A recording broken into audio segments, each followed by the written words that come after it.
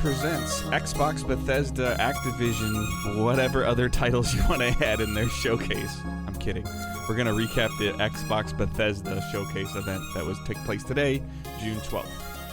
My name is Dave Hunt, and I'm joined by Michael Swick.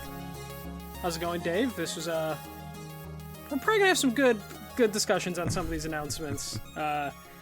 But it was a showcase. It was a showcase. Like, I'm genuinely curious. I know I led with it, but I'm half joking when I did that. But, like, is next year going to be Xbox, Bethesda, Activision, Blizzard Showcase? Like, or is it eventually going to become just, like, under the Xbox umbrella? I think early on, after they get the paperwork cleared, it will be the Xbox, Activision, Bethesda press conference, and then as soon as the FCC's off their back, then it's just going to be the Xbox showcase. Because like even like Todd Howard's like, oh, we're happy at Bethesda, and you know, like he's still referring to himself as Bethesda, which rightfully so. But you know, like they're the kind of their own entity, but they're still under Xbox or under Microsoft technically. So it's just I was just wondering that on my way home today from work. Yeah, how they're going to, like, manage that stuff as they add just more and more companies to their pile. Right. So, alrighty. So, obviously, like, if you're listening to this, if you're here normally, thank you. Thank you for checking us out. Thank you for listening. Downloads have been really good this week, as expected.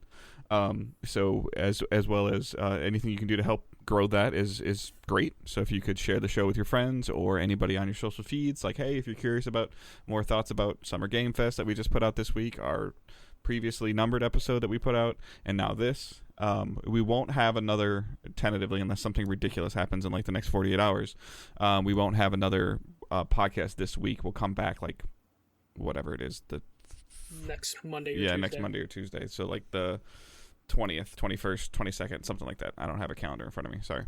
But as always, sharing the show, reviewing is helpful. All the show links, the show notes have links for all the stuff that we do: Discord, Facebook, Twitter, Patreon, PayPal, Teesprings, everything. So we're gonna jump right into the showcase. Yeah, so they started off, I mean, we knew they were gonna bookend stuff with Bethesda, specifically Redfall and Starfield. So they started off the show with Redfall, so we got to see a little bit of gameplay of Redfall. There was a big emphasis as they're going to like show gameplay this thing, and this was a little bit of gameplay, mostly CG, but like we're getting to the point now in the generations where it's going to be hard to discern like which is which. But yeah, we got to see a little bit of Redfall. It looks good. Because of course it's gonna look good. It's Arcane and it's a co-op shooter, so you kind of know what to expect. As someone who just got done playing like Back 4 Blood, and then there was another one recently, a 4-player game like that. So it looks good. I hope it's doing something different. I didn't really see anything different in this, other than it looks like it's gonna be like a tight shooter. Yeah, I mean the only thing that I saw that jumped out to me immediately, and this always happens in these trailers or these gameplay events, is one. It makes me wonder if you can, or if they just choose not to during these trailers, but the player or the person demoing the event never aims down sights. Yeah. So, and then I saw like what I think them switching to a different, like a grenade launcher style that was eliminating the vampires.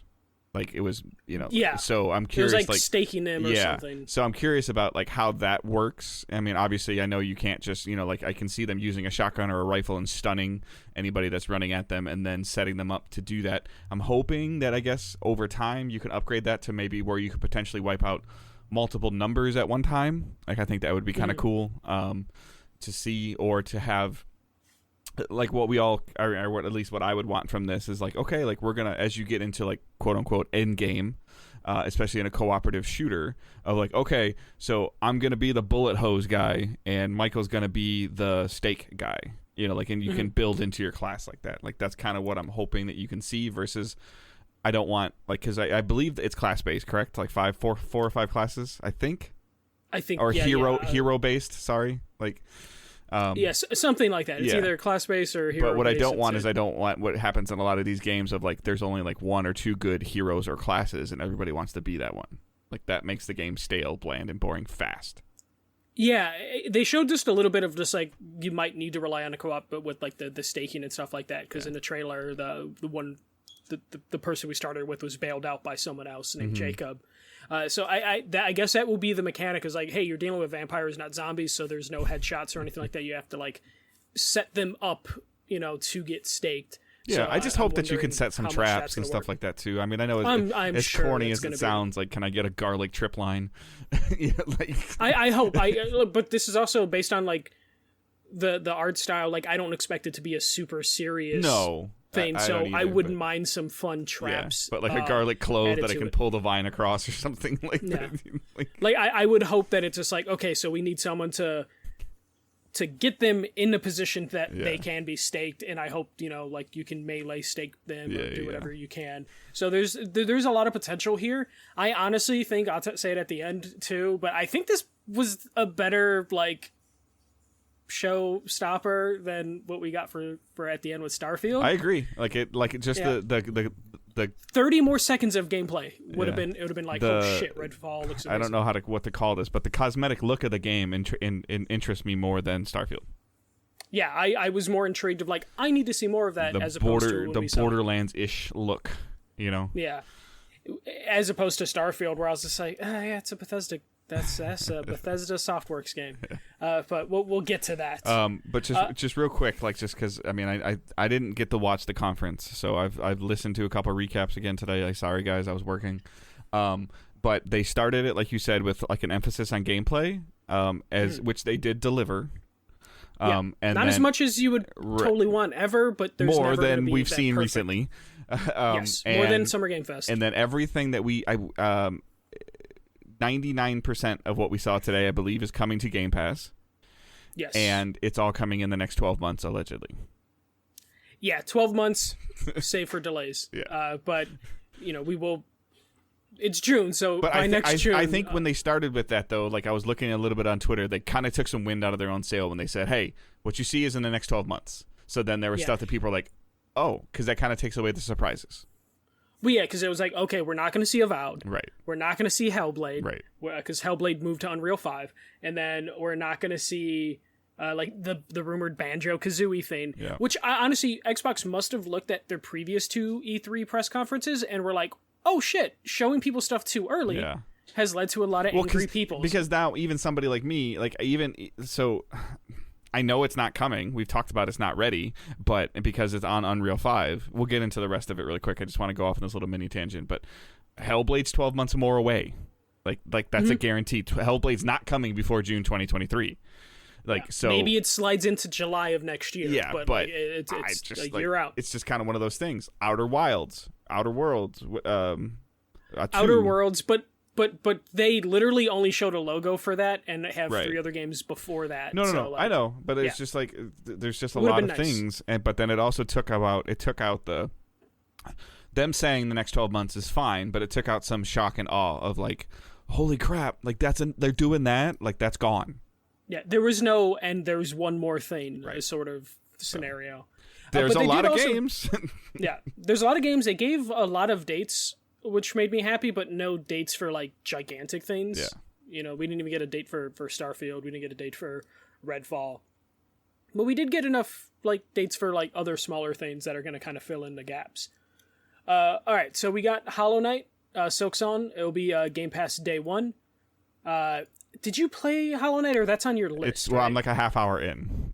Like an hour, maybe 2, maybe like 3 hours in. So yeah, so this will be a Game Pass day 1. This makes me want to keep playing it though, because what I saw. Yeah, I mean it's a gorgeous looking game, and we don't have a release date, but we'll get one. We know it's coming out within the next year, depending any delays. Then we got another Squanch Games. So this is like the Rick and Morty team's studio. I don't know if it's their studio, but they're partnered with it. So this looked like a Rick and Morty-ass first-person shooter. Which kind of looked fun, but I'm not the biggest Rick and Morty fan. And then what was probably one of the biggest bits of news that came out of this is so Xbox, I think they had Sarah Bond come out for this, but she basically came out and was like, hey, Game Pass is also about PC. We're not going to just emphasize all of our resources onto consoles. PC and mobile are important. So they have partnered with Riot Games, and now Riot Games... Well, a lot of their library is free to play, but what they're going to do is if you're on Game Pass PC, you're going to unlock every champion in League of Legends. You're going to unlock all the champions in the League of Legends mobile game. You're going to unlock all the agents in Valorant, Legends of Runeterra, and then you're going to get some of the fighters from the mobile game Teamfight Tactics. So is this any of this mine and Dave's jam? No, but we also know that League of Legends and Valorant are two of the biggest games on PC. They just eliminated a huge barrier of entry, though. Yes, because especially with how many legends are in League of Legends. Like, we're talking, like, a shit ton. And then you also, like, my wife was asking me about, like, how big of a deal this was, and I was like, well, if you want an instantaneous jolt to your player count, you got it. Yes, and they don't need it, which is the thing. But if you're already playing League of Legends and you're just like, shit, I don't want to grind for all this or put the money down for all the $15 a month, you heroes, can have all you legends, want.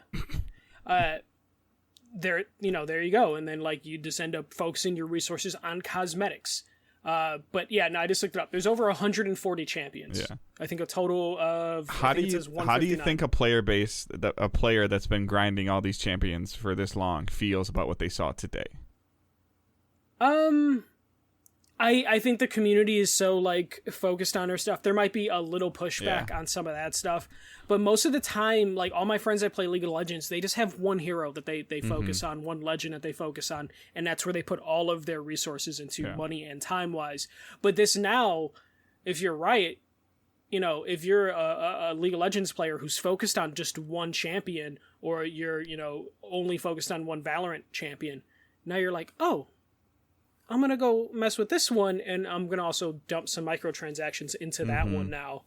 Yeah, so I'm really curious. This is huge for PC. Yeah, I'm really curious about what the how this conversation happened, because, like obviously Microsoft went to Riot and said, "Hey, how much?" And then Riot gave them a number, and then Microsoft said, "Okay, but if we pay you that, and then you see a significant increase in players and microtransactions and blah blah blah blah blah because of this, like there has to be a kickback for us, like there has to be a little bit of a give and even take. If it's a small percentage, you're like where the money's coming from, if they're a Game Pass subscriber, if they're not a Game Pass subscriber, based on their, if all of a sudden your Microsoft, because I'm sure you got to make a Microsoft account. I mean, you have to make a Microsoft account to have Xbox, to have Game Pass. So and then if they're seeing the attachment to this, like, I'm sure Microsoft is getting some kind of kickback to this as well. You scratch my back, I scratch your back. So yeah, or they saw it of just like, what, we're both going to win off this. So there might not even be like sort of a kickback thing set up, because it might be like, this is mutually beneficial. Just give us a one fee. It drives the number down, I think, for Xbox to go, hey, we're going to give you 25 million more players potentially.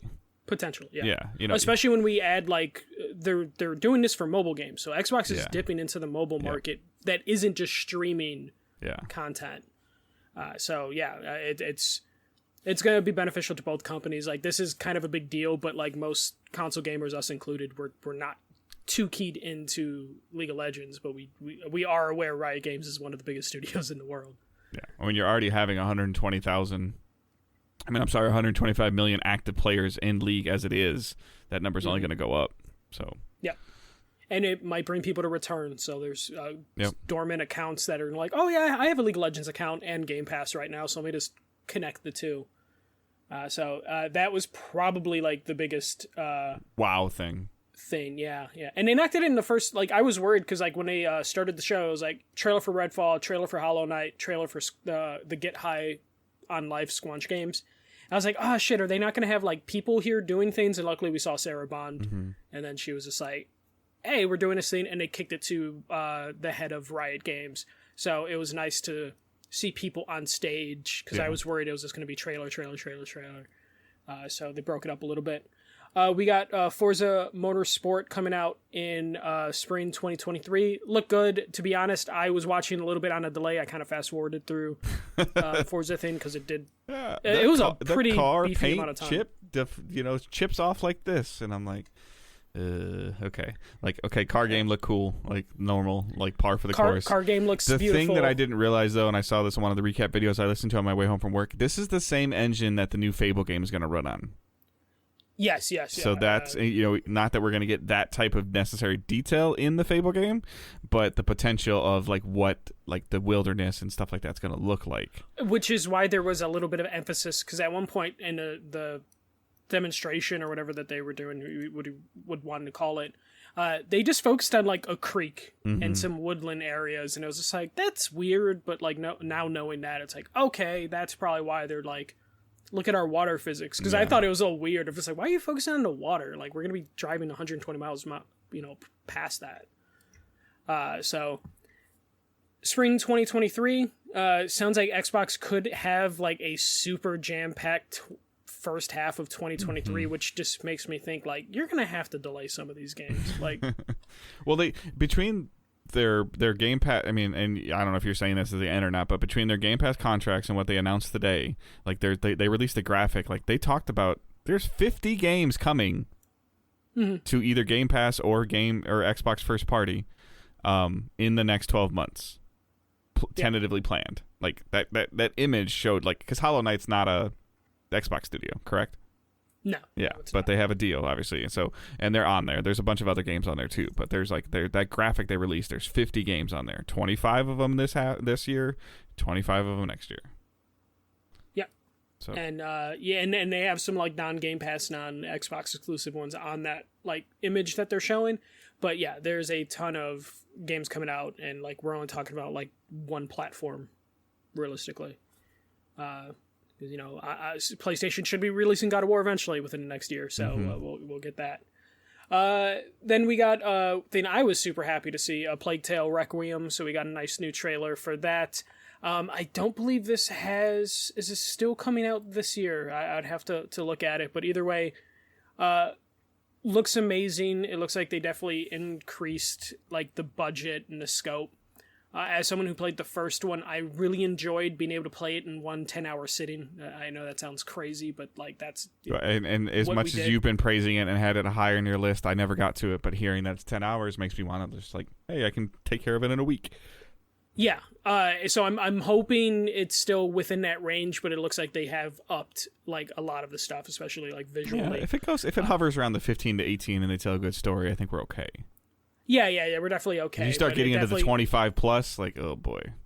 Yeah, then at that point it's gone too far. So I'm hoping it stays in there, and it is going to be Game Pass day one. I'm still probably going to buy it on PS5 physically, but I don't have to do it day one as long as I have my Xbox and it comes out before my Game Pass expires.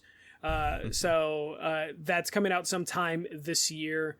This could be another, like, this is a perfect year for Plague Tale's sequel to come out in terms of there's not going to be a lot of holiday competition for Game of the Year stuff. Are they shooting Are they shooting for the end of this year?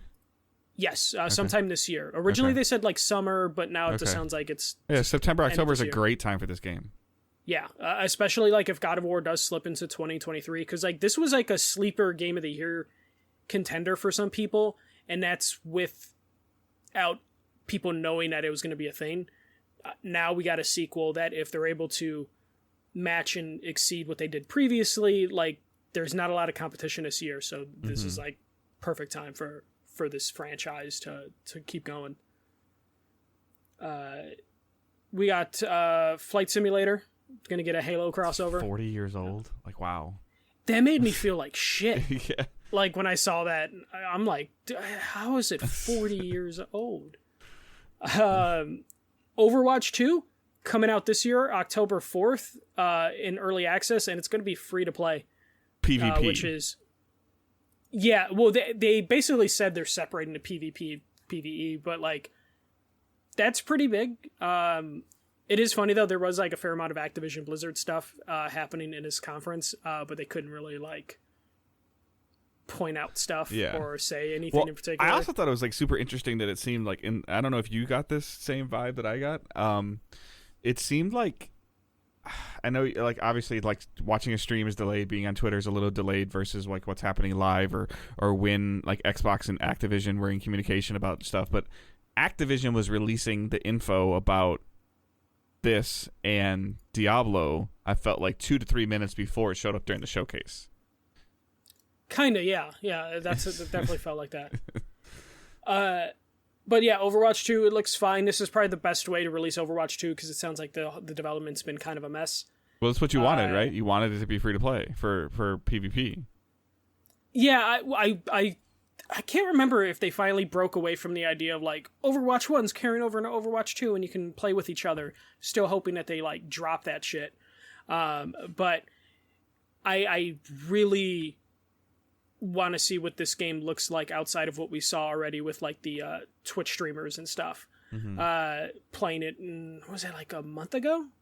So I'm really hoping that we see just a little bit more of this, but October, perfect time to release this early access. Still don't know exactly what that means because It feels like a game like Overwatch shouldn't be going into early access, especially if it's still tied to the first game. I think it just means that the game's in development hell, that hopefully they're trying to tell a cool story, but it ain't ready.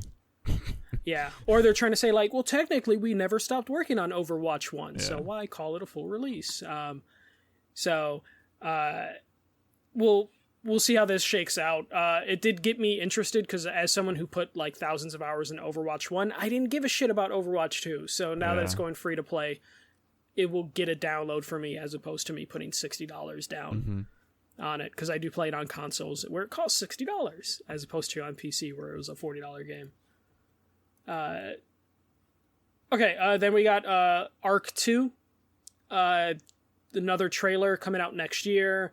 It just Vin Diesel looking weird. Like, I don't know, like seeing Vin Diesel's legs, animated Vin Diesel's legs, it just freaked me out for some reason. Especially like caveman Vin Diesel is just kind of weird. Like if that dude's not driving a car, like it just seems weird.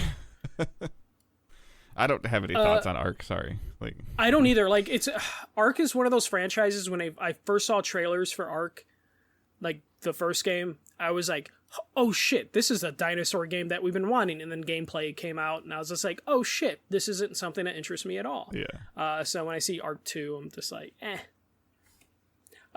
Then we got a new strategy game coming to PC, Game Pass, Aura History Untold, which I feel like during Summer Game Fest we saw like 2 or 3 of these type of Civilization like games, but it didn't really do anything for me.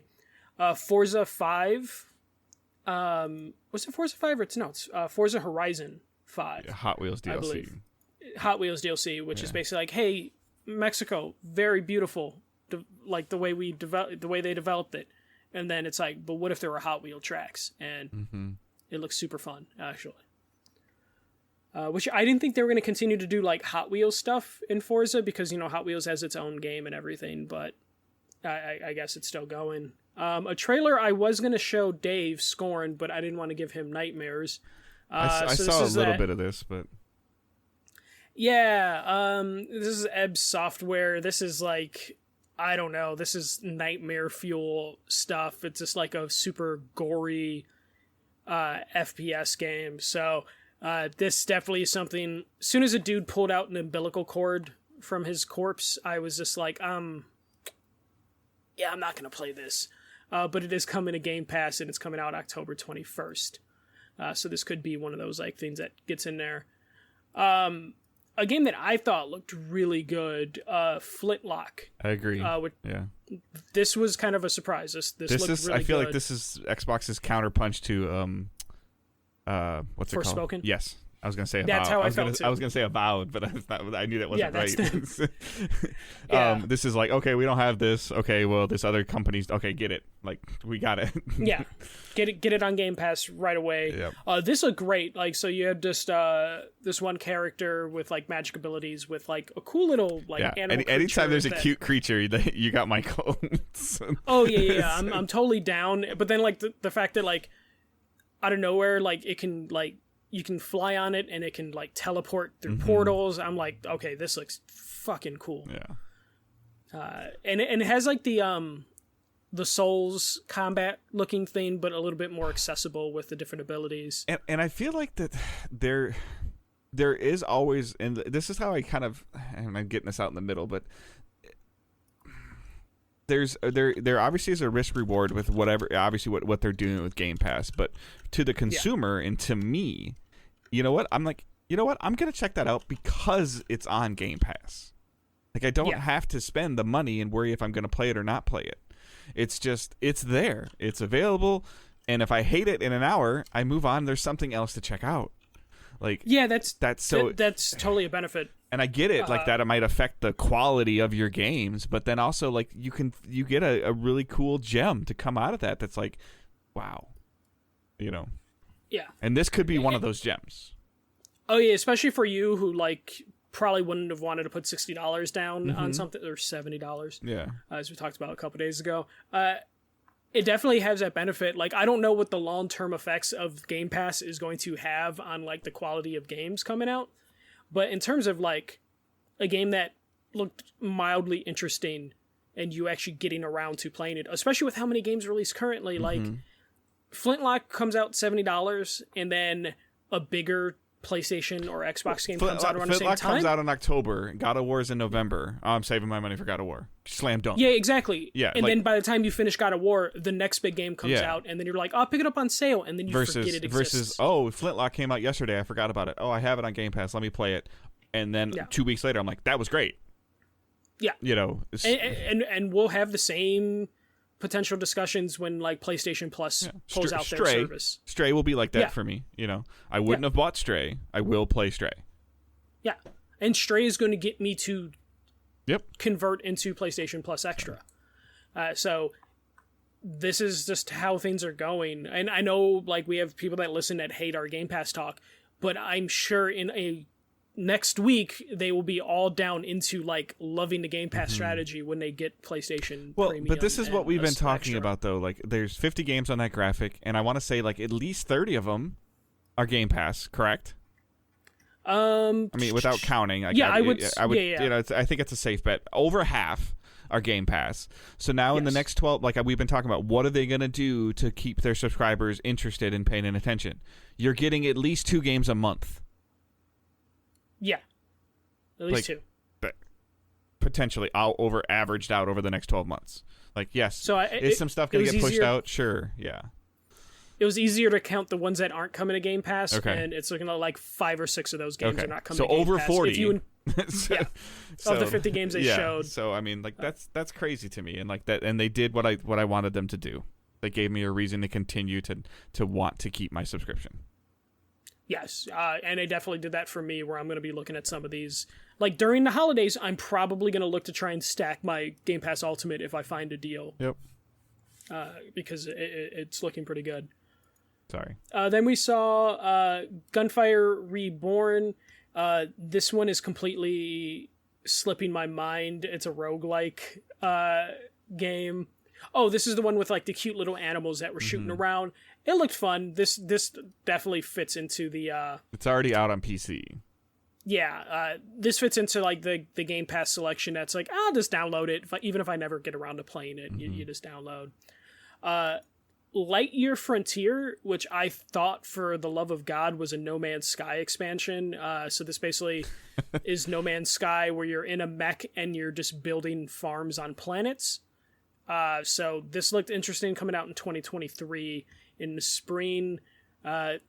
Totally, if you watch the trailers, it just looks like No Man's Sky. Then we got Minecraft Legends. This is coming next year. So this looked kind of similar to what was the Minecraft game that came out? Minecraft Dungeons. Dungeons. So this definitely. I feel like this is Mojang understanding and growing with its audience. Like knowing that your audience initially, like your big. I don't even know if this is true or not. I'm just guessing here. Your big Minecraft audience is 6 to 11-year-old.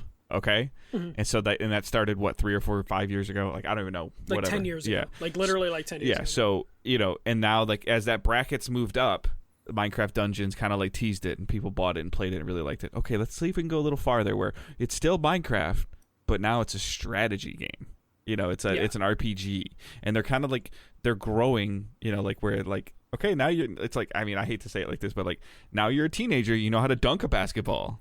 Like well, it goes into like how long can you play Minecraft as a sandbox before Right. you're like, you know what, I kind of need something more as you get older. And then this is where Dungeons and Legends comes in. Where it's like, okay, here it is. I've watched Owen play Dungeons, and he's progressively gotten better because of his basic Minecraft knowledge. Mm-hmm. So I would feel like in a year, at 7 years old, 8 years old, that he could possibly be able to play this game. And that's fascinating. Yeah, and then this will be like the gateway drug of like, oh, that was kind of a strategy game. Let me look at like some of the other strategy games, once he like once he learns how to read. To it. yeah. Well, once he learns how to like read and this like, the basic comprehension stuff that goes along with aging. So like, this is a smart way to use the Minecraft franchise as opposed to just hoping and praying that like you can just keep the sandbox running forever. Then we got like a Metroidvania game, The Last Case of Benedict Fox. This looked kind of interesting to me, but not too much.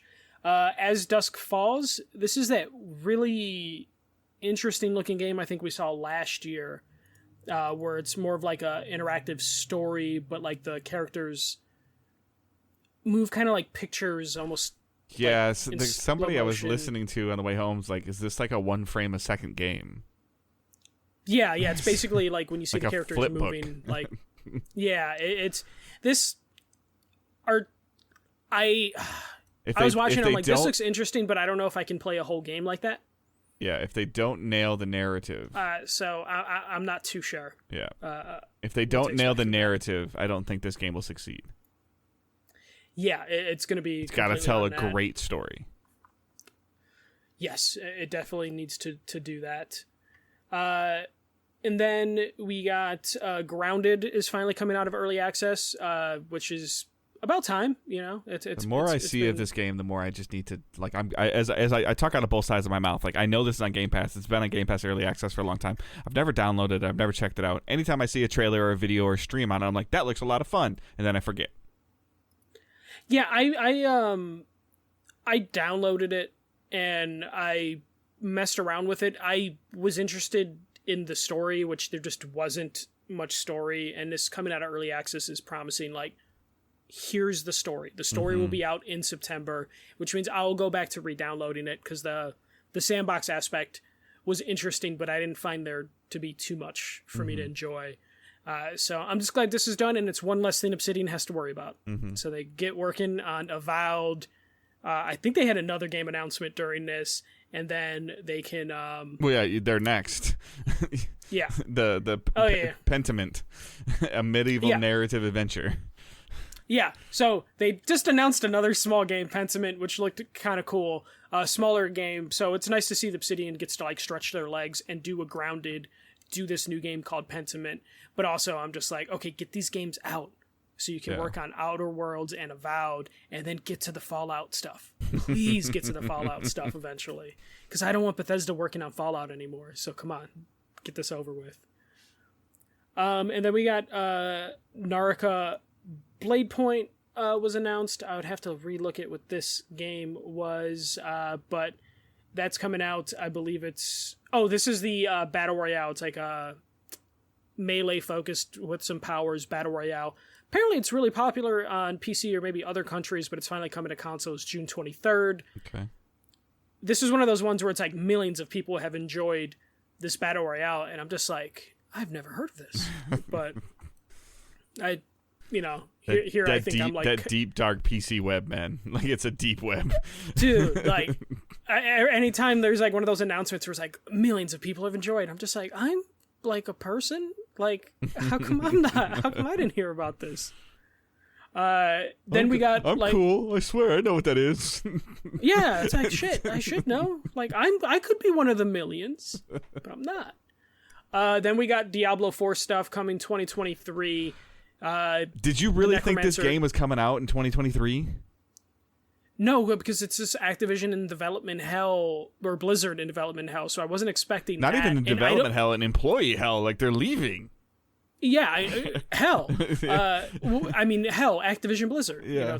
They got their office there. And it looks really good. It looks really good, though. I'm not a biggest Diablo fan. No, but I so guess they part of went me... more back to 2 and less, like, because 3 was a little bit too bright and colorful for people, I guess. Yes, that was a big thing that they emphasized when they first announced the game. But yeah, they showed off the new class Necromancer. To be fair, when they were showing like the CG trailer for the Necromancer, I was like, oh shit, what game is this? This game looks dope. And then they said it was Diablo, and I was like, oh, okay. Like, I like Diablo, but like... But I hate to say this, because I know, like, Lebetsky's going to roll his eyes or whatever, but guess what? Game Pass. Yeah, but which is funny. That was the thing that we were like... So if we're skeptical about it, it doesn't matter. Like, you could just play it. If you don't like it, you can move on. I'm sorry, but like it's factual. Yeah, no, but the thing about it, what I was, confused about, I'm like, are they really going to start announcing, like, Activision Blizzard stuff coming to Game Pass? And it's just like, yes. They're already starting those discussions. I mean, we knew eventually it was going to happen. If like, it sucks, when the deal was done. like all of a sudden Diablo's going to come out and you're going to have a ton of hype. People that are being Diablo fans for life. They're going to be playing it, and they're going to break the servers or whatever on the first week it's out, like they always do. And you're going to hear great things about Diablo for like a month, 6 weeks.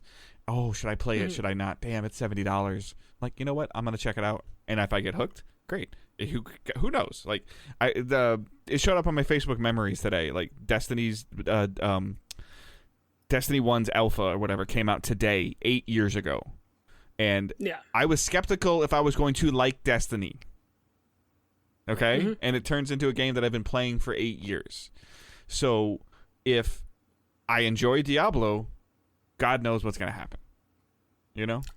Yeah. If I play it and the 3 or 4 of my friends are playing with it and I get hooked and I go through something and I have a great thing and it hits that dopamine hit for me that I need at the time, like I'm playing. But I'm not $100 invested and concerned and worried about spending the money or leaving it in a shrink wrap, Michael. Yeah. You're not gonna have to worry too much about that. Did they say this was coming to Game Pass for sure? I don't know. I would assume. Yeah. Even then, like, the deal will be done and it'll come to Game Pass like as soon as the deal is finished. So, but still, it's definitely something to look forward to. Because for some reason it's missing from that like 50 games list, which probably means it's going to get delayed past June 2023. Because I don't think they can release this. Don't put that in the picture, dude. That'll become a meme. It's like it's July 1st. Like, don't put it in there. Yeah. Oh my God, this is going to be this image that they released of the 50 games is going to become a bingo card. In 11 months, it's going to have a bunch of red X's on it. Yeah, like missed it. Starfield. God, I hope not, but it will. And it's going to, like, there's reasons that some of the games did not make this list that they put out. Then we got a Shadow Legacy game coming to Game Pass day 1. Team Ninja is putting out Wulong Fallen Destiny. This is a cool Dynasty? Oh yeah, sorry. Okay. Fallen. You said Destiny. Remind me what Team Ninja's done before. Ninja Gaiden, I believe. Okay, that's what I thought, but yeah. So I get them and like Ninja Theory confused. And, like... They did Neo. Okay. Neo 1 and 2, and then they did this. This is interesting. Like, Phil Spencer came out afterwards to be like, we really want to do well in Japan, so we partnered with Team Ninja, who we used to have a relationship with, and now the relationship has started again. Didn't say they acquired them or anything, because they can't acquire anybody right now. Right. But they at least said, like, hey, this is coming to Game Pass in 2023, and it looks good. So Team Ninja, they're in like a pretty good row, in terms of like what they're putting out. With Neo.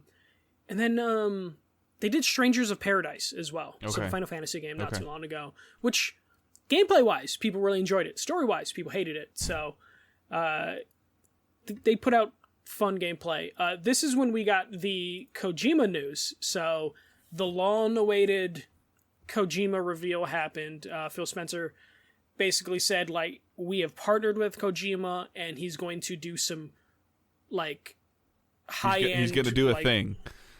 He's going to do a thing that no one's ever done before, because he's going to be leveraging the power of the cloud. And then they had Kojima on a video call basically saying, like, I don't have anything to show right now, but I'm excited to work on something that I've been wanting to work on since my career started, but never got the chance to because he was tied to Konami and then didn't have the money for it. Now Xbox has dumped a bunch of money on him and said, like, yo, we have some new tech. We don't even know if this will work. Here you go.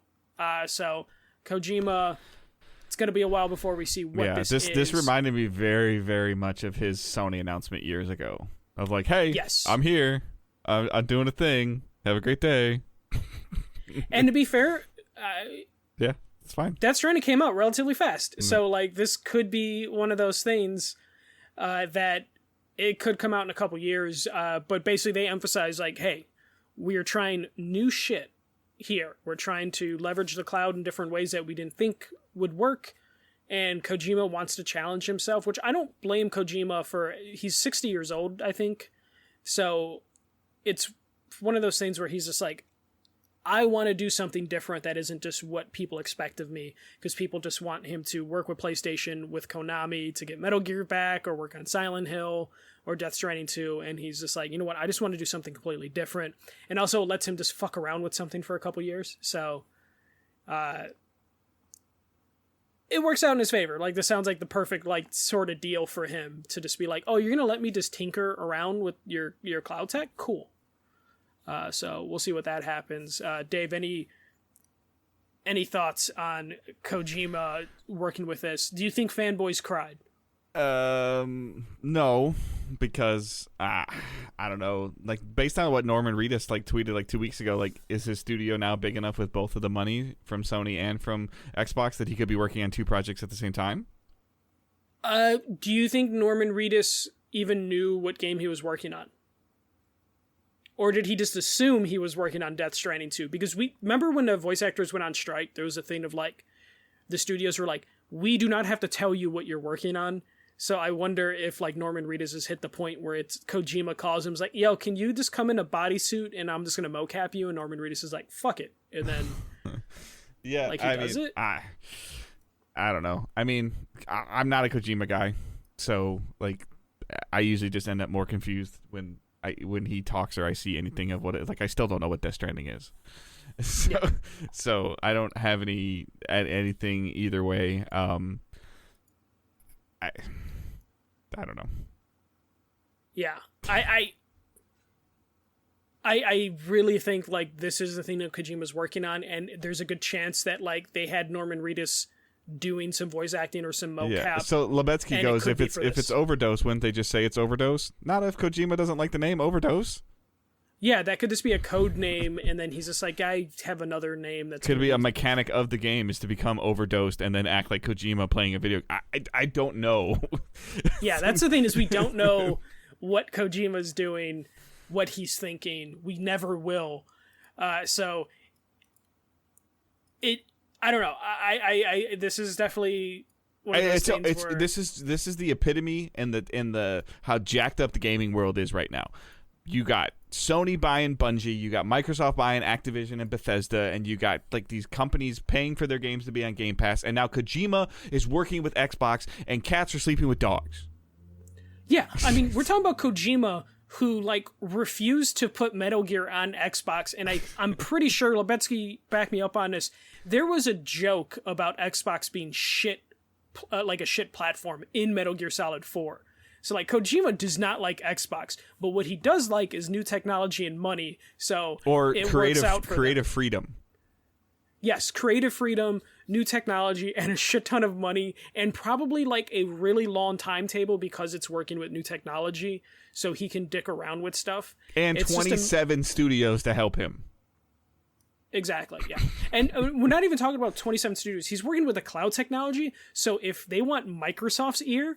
they could probably get it to be like, yo, we need the Microsoft engineers, not Xbox engineers, Microsoft engineers to it's like just, help with the tech. It's just one of those things of like, what world are we living in that, you know, I can play MLB The Show on my Switch in my car, like, and someone who made fun out of a platform in a previous game is now working with that platform. So I don't know. It's crazy. I think it's super cool. I don't think Kojima Productions is big enough for 2 games, so I have a feeling whatever Project Overdose is, it's this. And it's just, you got to give the project some name. You probably have to tell Norman or is Reedus Death Stranding 2 farther along than we thought, and Death Stranding 2 comes out in the next 12 to 15 months, and then the next project starts. There's a chance that could be a possibility, or Kojima's working on like a smaller. Did Sony convince Kojima to do a Miles Morales type of Death Stranding 2? Maybe, or it just isn't going to be a thing, right? Or maybe 505's publishing, and they're just like, we don't have money, so here we go. All right, moving on back to trailers and stuff that was showing. Cocoon is a colorful like puzzle game from the studio of Limbo, or not the studio, because that studio's been acquired by Microsoft. So this is just designers from inside and Limbo making their own game. I saw the trailer. I could not tell you what exactly the puzzle mechanics are. It's like you're moving these colored marbles around with your like butterfly protagonist, and I couldn't. It looks it looks really cool, but I don't have a clue what's going on. Yeah, and that's a hard thing about puzzle games, is sometimes explaining the mechanics. Unless it's Tetris, it's really hard to explain the puzzle mechanics in a 30-second trailer. A game that looked really cool, Ravenlock. Looks like it's like a twist on Alice in Wonderland. It's coming to Xbox, PC, Game Pass in 2023. I think this looked really nice. This is probably one of the coolest things that I saw. This is the Riverbound team, Michael. That makes sense. Yeah, it totally kind of had that style, but like on a different level in terms of. I feel like this is what an independent studio can do when they have a proven track record of that they can put out a game that's good, and then another company's like, hey, you know what? What can you do if we give you some extra money? Yeah, what if we give you guaranteed sales? This looks really cool. I really love the art style and how they're interpreting Alice in Wonderland. So I'm kind of hyped for this. This might have been one of the better games that I saw at the thing. My three favorite things that I've seen this week are all like whimsical, brightly colored, like not over the top horror ripping arms off games. That's one thing. Like Summer Game Fest, a lot of those games look the same. Mm-hmm. This had a very nice, diverse set of games. Which was nice to see. So I was really impressed with like the depth and like the diversity in like games that we saw. This is one of those things that I was super excited to see, but I'm like, if these don't come to PlayStation, I'm gonna be fucking pissed. Persona 3, Persona 4 Golden, and Persona 5. Obviously, Persona 5 is already there. Persona 5 Royale is coming to Xbox. All right, PC, so real Game quick, Pass. before you go farther, help me out with my ignorantness. They're not on PlayStation now? I mean, they're not currently on the PlayStation platform, or they're not part of the PlayStation subscription service? So Persona 3 and Persona 4 Golden are not on the PlayStation 4 or the PlayStation services. What are they on? Persona 5 is. Persona 4 Golden was a Vita game that was brought to PC last year, and Persona 3 was a PSP game that was brought onto... Again, I'm sorry, I'm ignorant. Yeah. Well, this is one of those things where, like, this is like a big get for Xbox, and if they somehow get the exclusive for Persona 3 and Persona 4 Golden on console, that's fucking huge, because Persona 4 Golden is, like, a fucking huge game, especially in like Japan. And again, Levetsky can eye roll himself, whatever. People will buy Game Pass because of this. Yeah, especially like the Persona 4 Golden is already on PC, but it's not on PC Game Pass. Right. But it's on PC, and it's actually a pretty decent port. And people were like, "Why isn't this coming to console?" And if PlayStation fucking misses out on Persona 4 Golden and especially Persona 3, because they have PSP emulation coming to PlayStation Plus next week. So, like, if they miss out on Persona 3 and Golden, like, this is a huge win for Xbox. Like, me and Sarah were super excited when we saw Persona 4 Golden pop up, like, during the press conference, because I was not expecting that. But, like, I almost feel like somebody similar to you or Sarah would think, oh, I want to get rid of Game Pass. You know what? But I might want to play Persona next month, so let's keep it. And then 2 months later, I want to get rid of Game Pass. But we might play Persona in 2 months, so let's just keep it. You know? Yeah. And then I believe they said Persona 5 is coming to Game Pass in September. No release dates for 3 or 4, but they're their own standalone individual things, so you don't have to follow a story from game to game. So I'm just going to be interested to see like what happens with 3 and 4. But we know it's coming out within the next year, so that was pretty good. And I believe after that, that's when we just kind of got the show wrapped up, and we got a first look at Starfield gameplay. So we got like 10 to 15 minutes of Starfield showing off customization, both character and ship customization, which looked pretty cool in terms of like the ship customization. This is like Fallout and No Man's Sky like had a lot of sex. Yeah, but like not great at it. And like and then we got like gameplay and like just the shooting sucks in Fallout. Okay, you can see why this game is delayed. Yes, there were so many weird things, like the smoke almost looked like it was on a completely different frame rate, like Miles Morales, Spider-Verse style. And then anytime gunplay happened, the frame rate would be a little choppy, and then the characters seemed like they were moving at a different frame rate than the rest of the game. Yeah, and then like their health bars went NPCs. down hella fast. Yeah. I think this looked bad. It looked rough. Yeah. It looked rough. I would need to really like probably watch this like on my television, like not on my phone. I would be interested to watching it on your television, because you'll notice the frame rate stuff. It's just like shit. And then the other part of it is like I've never really gotten into Fallout again. Like I know like some of the stuff that I have never played is weird. I'm sorry, guys. But it looks almost borderline overwhelming. Like. Building the ship is cool. Building the weapon system is cool. Flying it and fighting it and hoping it doesn't blow up. Like, that's all cool. Curating my character with different traits and knowing all this other stuff. Like, that's cool. There's 1,000 planets to... Okay, that's a lot of shit.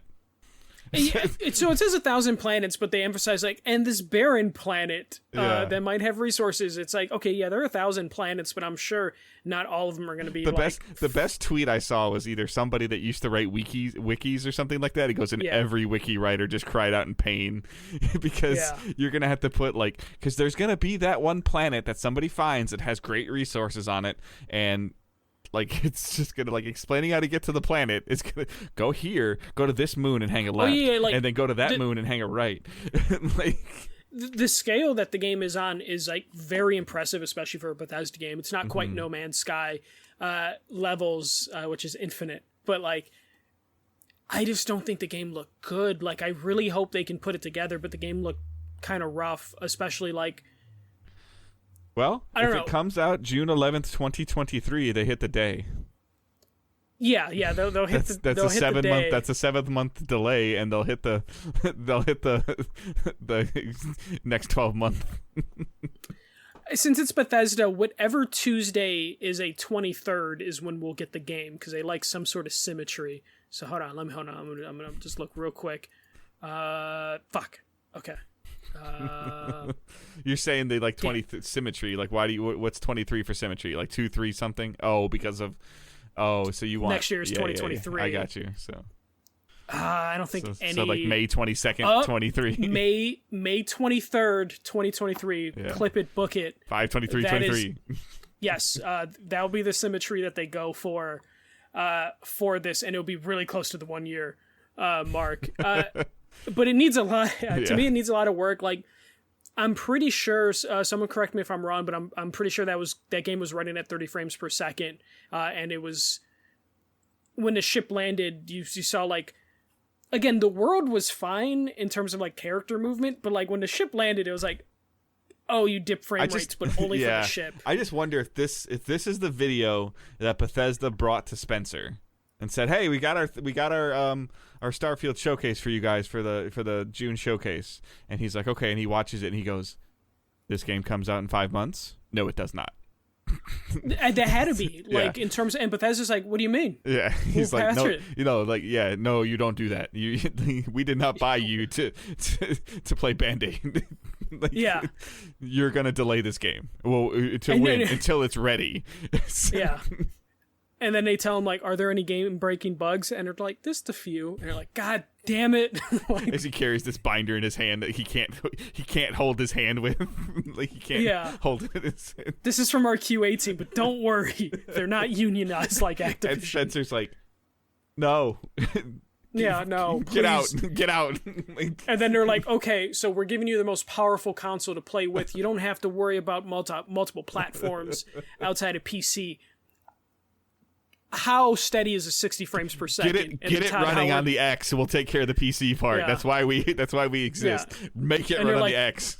They're like, nail 60 frames, and Todd Howard's like, what about 25? And they're just like, damn it. And their compromise is like, okay, so your character will move at 30 frames per second, but the NPCs 25. And they're just like, and the okay, guy, fine. the video that I watched in the recap goes, why does every Bethesda game require the NPC to be a foot away from your camera? It just does. Like, you if you ever want to fall into a rabbit hole, look at how put together with duct tape Fallout 3 is and like Skyrim. Mm-hmm. In terms of like all the fucking tricks that company has to do to get their game working to where like no put the NPC closer so we don't have to render the whole background. Put them closer.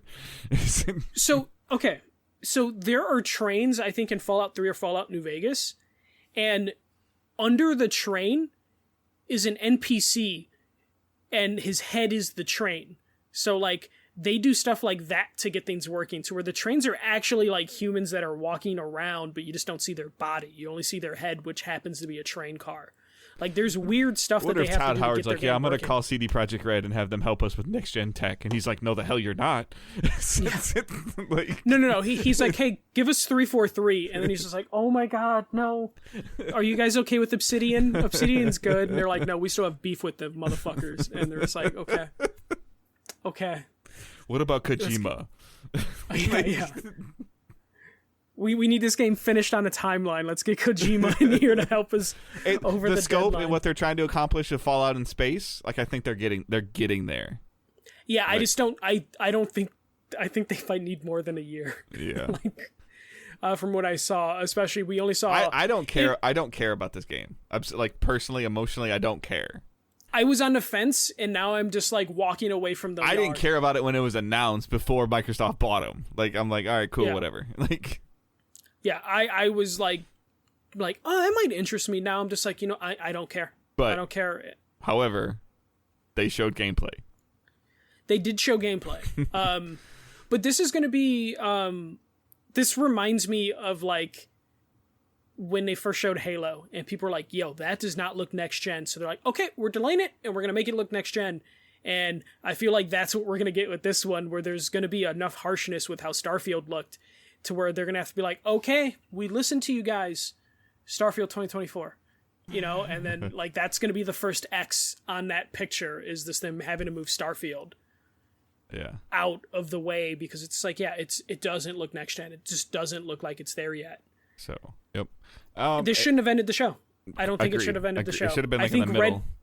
Yeah. I think it should have opened it just to get it out of the way, but like they should have given us like an extra minute of Redfall and then thrown Redfall at the end of it. If you're not gonna, if you're gonna stick with the like, here's everything. So what for do year. What do you think comes out first, Redfall or Starfield?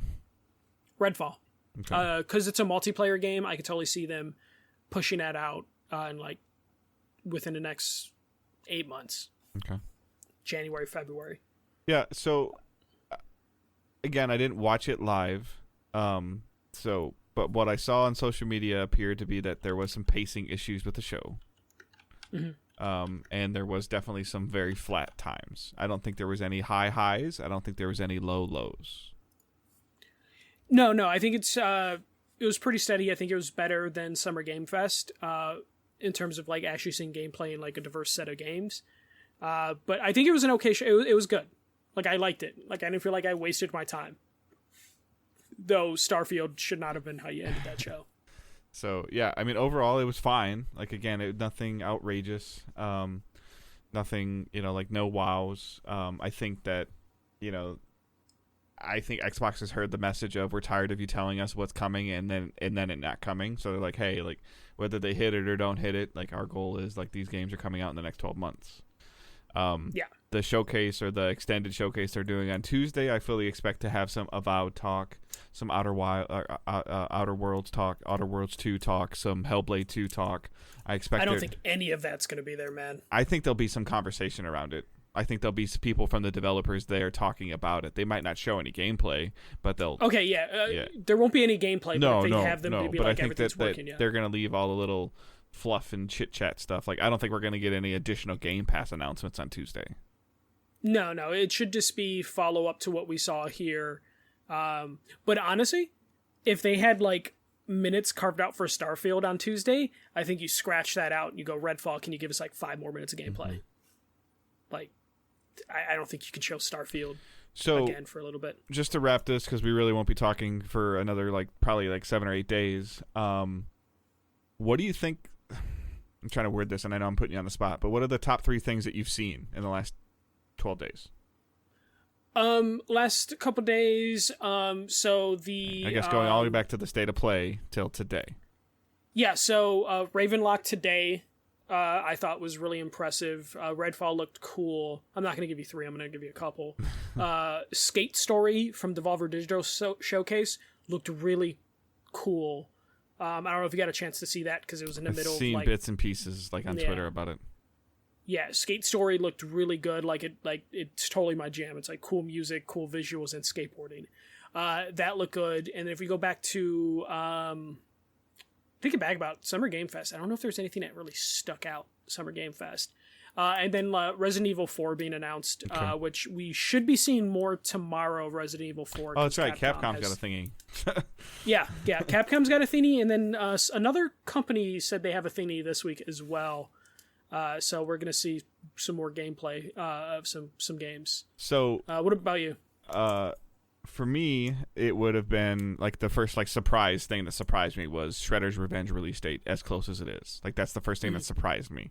That's the only thing you wanted out of this whole yeah, weekend. and I'm fine. So, and the other one, I don't know if you've seen the trailer. I think it was from the Devolver Showcase, the Plucky Squire. Yes, that I was considering saying that, but I was hoping you would say. Yeah, so the Plucky Squire and then Ravenlock. That looked really, really good to me. So those are the 3 biggest things for me, and then the I guess the sequel to Hollow Knight is making me want to play more Hollow Knight, like to see more. Yeah. Because as I'm seeing, they're obviously showing the cool parts and the fun parts, and I haven't gotten to that on Hollow Knight yet, and I'm wondering and I'm worried if I'm going to get there, just because before I get frustrated or something like that. But so those are the big 3 that stood out to me. Nothing crazy from the state of play, but like I said on the show, the state of play is a Dave problem. Oh, the other one, what's it called? I take it back. I do have a state of play one. Eventide. What is that called? Where the arm got cut off. The dating simulator. Oh, Interworld, Intertwined. Yeah, I know which one you're talking about. The dating sim. Yeah. Dave's into a dating sim. Only because the combat looked really good. I can't wait for Dave to be like, I romanced the wrong character. Michael's gonna make me stream that game. Eder Nights. Yeah. Yes, thank you, Lebetsky. You were super into that. I just can't wait to be like, oh my god, which boyfriend did you choose? Because I'll play it too. Maybe it'll be a book club sort of game that we'll play. It'll be a Patreon episode. yeah. Oh my god, did you pick Min? The most eligible bachelor ever Nights edition. Eder Nights edition. I don't know why. It just kind of intrigued me. No, it super looks good. And then Stray we've seen too much of, and it's got a release date, so I'm not even counting Stray. Stray's at the top of my list, but I already know I'm getting that, and they didn't have to do anything extra during the state of play to convince me to get that game. So. Other than it's on Plus Premium or whatever. Plus Extra. Which now I'm going to have to, Monday or Tuesday, I'm going to have to look into fucking upgrading. But, yeah. Do you think we're going to get a blog post, a bigger announcement as the Plus expansion? They didn't do it in other countries. Yeah, but this is the biggest country. Everything I'm hearing is wait until it launches in the biggest market. They're going to have to answer more questions in the biggest market. It launches tomorrow, right? Right, the 13th. I don't know. Yeah, I think it launches. It launches tomorrow, on a Monday. The PlayStation Store is incapable of updating on a Monday. They got to figure that out. Lebetsky, premium is trash unless we get NTSC. Like, if we don't get NTSC PS1 games, then don't talk to me. I'll go. But yeah. I'll go to Digital Foundry Monday night and see if it's any good. Yeah. I've just been going to Digital Foundry and then Mystic, who's been buying like all this stuff on all the PS1 games in every region. Yeah. Yeah. So all right. I mean, that's kind of our E3. I guess not I don't E3, know. E3. I don't know what to call this, but our June gaming. Yeah. So it's super interesting. The other little tidbit that I didn't realize, that I just want to kind of say out loud because people sometimes get things confused. Because people were like pointing at Microsoft, like, oh, 5 IPs, and by the end of our fiscal year, like Microsoft's fiscal year runs like June to June. I believe so, yeah. Yeah, so just for the record, when they're talking about 2022, their 2022 fiscal year just started. Yeah. So, like, whether, like a lot of video game companies, a lot of companies end in February and March.